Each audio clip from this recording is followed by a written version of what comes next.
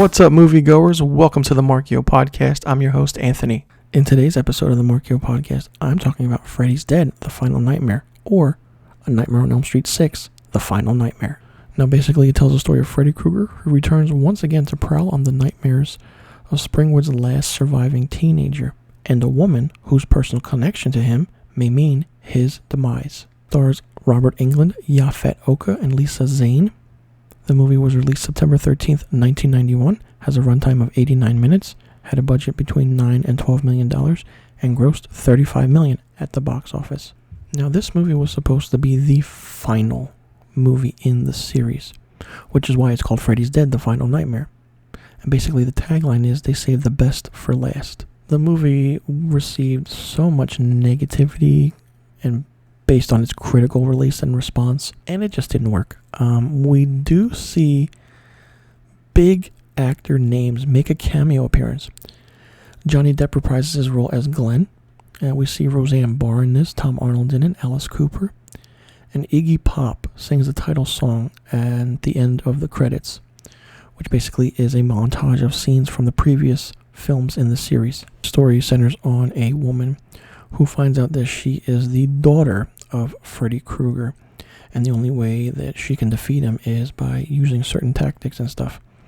The movie's interesting and weird, but it's so-called comical too. It's not a slasher film. It's not scary. It's not horror, but it's done differently.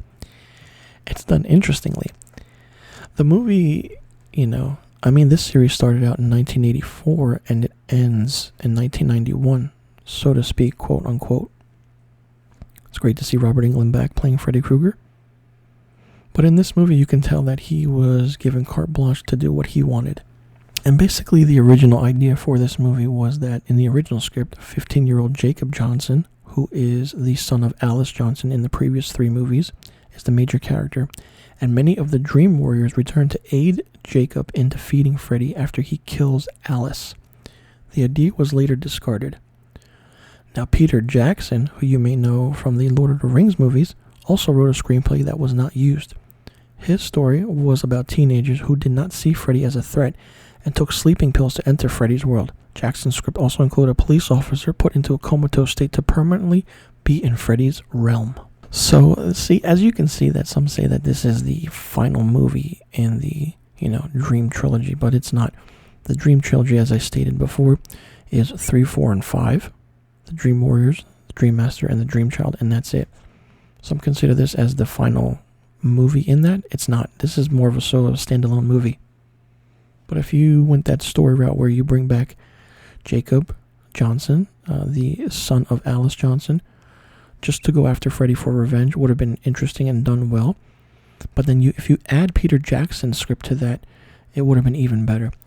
And imagine that. Peter Jackson writing a Freddy Krueger script.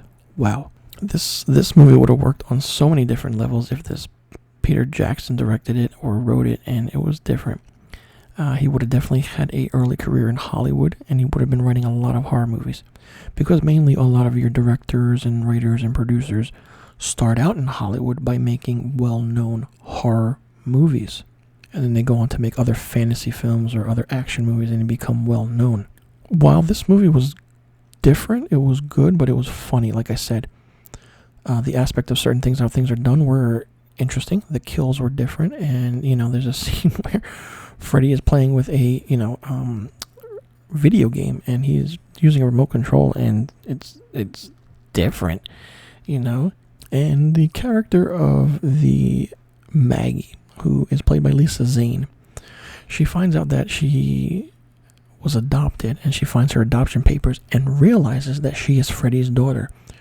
And the reason her birth name was changed to from Catherine Krueger to Maggie Burroughs was because her father was arrested and subsequently murdered. So then she realized that she has no ties to Freddy. But then she realized that she does. So basically, when you hear that twist and you see that twist in the movie, it's very different.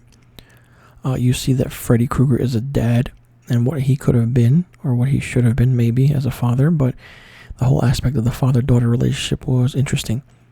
Maggie's character wears a schoolgirl outfit, which is weird.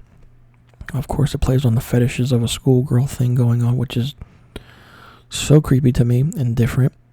but it's a horror movie, so they executed it in a way.